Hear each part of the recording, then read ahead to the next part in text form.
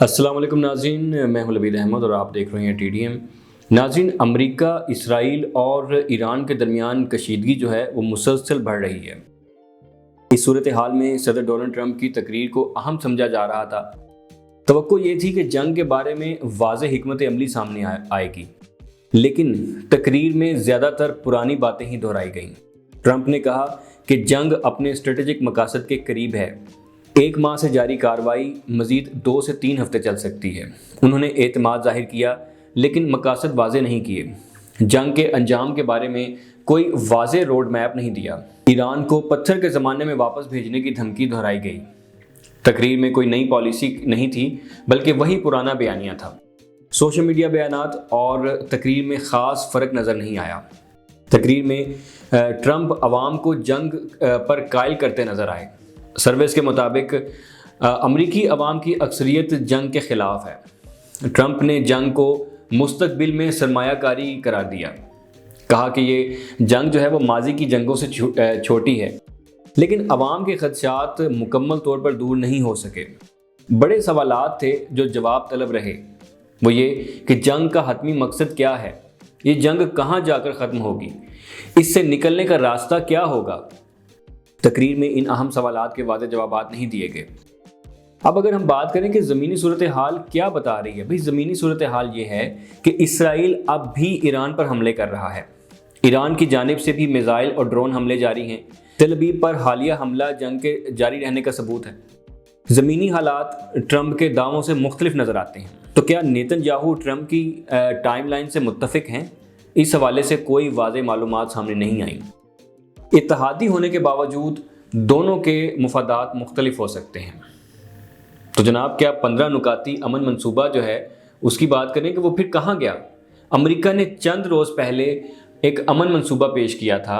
ایران سے اسے قبول کروانے کی کوشش ہو رہی تھی۔ ٹرمپ نے تقریر میں اس کا کوئی ذکر ہی نہیں کیا۔ کیا امریکہ اس منصوبے سے پیچھے ہٹ گیا ہے؟ آبنائے ہرمز، جو کہ دنیا کی اہم ترین تیل گزرگاہوں میں شامل ہے، ایران نے اسے مؤثر طریقے سے بند کر رکھا ہے۔ عالمی تیل کی قیمتوں پر اثر پڑ رہا ہے۔ ایک طرف ایران سے راستہ کھولنے کا مطالبہ کر رہا ہے ٹرمپ، دوسری طرف اتحادیوں کو خود مسئلہ حل کرنے کا مشورہ دے رہا ہے، اور اس نے بیان یہ دیا ہے کہ جائیں اور اسے لے لیں۔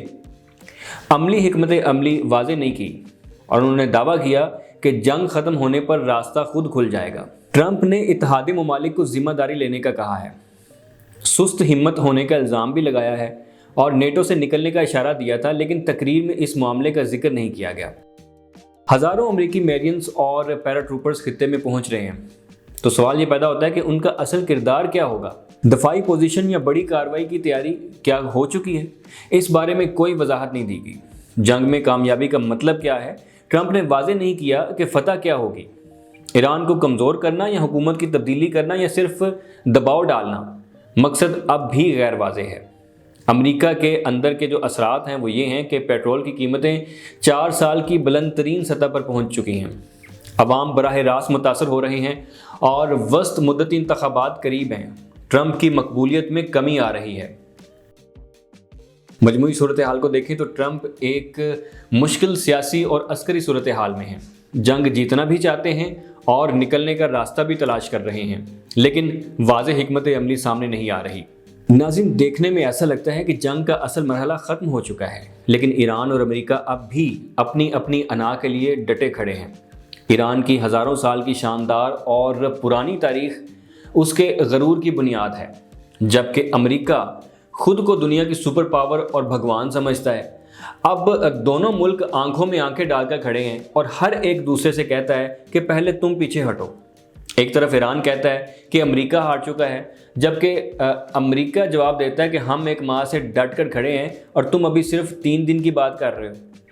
جنگ کے خاتمے پر بھی کوئی نہیں مانتا کہ اس نے ہار مانی، جیسے صرف جاپان اور جرمنی نے جنگ عظیم دوم میں شکست مان لی تھی، اور شاید ان کے پاس اور کوئی آپشن بھی نہیں تھا۔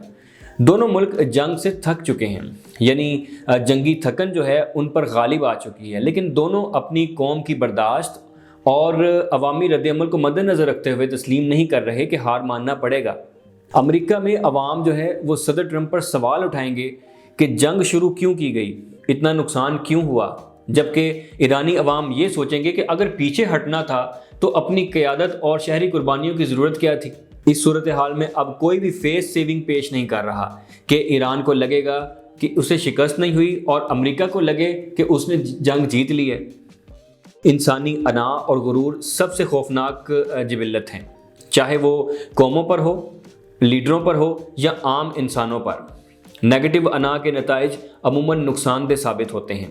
یہ بات نہ ایران کو سمجھائی جا سکتی ہے اور نہ امریکہ کو، کیونکہ دونوں اپنی غیرت اور قومی غرور پر قائم ہیں۔ جنگ تب ہی ختم ہو سکتی ہے جب امریکہ کہے کہ اس نے اپنے اہداف پورے کر لیے ہیں اور حملے بند کر رہا ہے، اور ایران کہے کہ وہ آبنائے ہرمز کھول رہا ہے۔ لیکن اب یہ الفاظ دونوں جانب سے نہیں نکل رہے، کیونکہ قومی غیرت، انا اور احساس برتری دونوں کو روکے ہوئے ہے۔ حقیقت یہ ہے کہ اگر یہ انا اور غیرت نہ ہوتی تو یہ جنگ پہلے ہی ختم ہو چکی ہوتی، لیکن آج بھی رسمی طور پر کوئی اعلان کرنے کو تیار نہیں ہے۔ ٹرمپ نے صدر میکرون پر تنقید کی، اور میکرون کا کیا جواب ہے وہ بھی آپ تک پہنچاتے ہیں۔ ٹرمپ نے کہا کہ میں نے فرانس کے میکرون کو فون کیا۔ ٹرمپ نے کہا کہ میں نے فرانس کے صدر میکرون کو فون کیا، جن کی بیوی ان کے ساتھ بہت برا سلوک کرتی ہیں اور وہ ابھی تک جبڑے پر پڑنے والے وار سے سنبھل رہے ہیں۔ ٹرمپ نے اس طرح کے ذاتی طنز کو یورپی نیٹو اتحادیوں کی جنگی حمایت کے نہ دینے پر اپنی ناراضگی کا اظہار کرنے کے لیے استعمال کیا ہے۔ فرانس کے صدر میکرون ٹرمپ کے نامناسب ریمارکس پر سخت ناراض ہو گئے۔ میکرون نے کہا کہ ٹرمپ کو بات کرنے کی تمیز نہیں ہے، یہ بہت زیادہ بولتا ہے۔ اس طرح کے بیانات کو ہم فرانس میں اعلان جنگ کے طور پر دیکھتے ہیں۔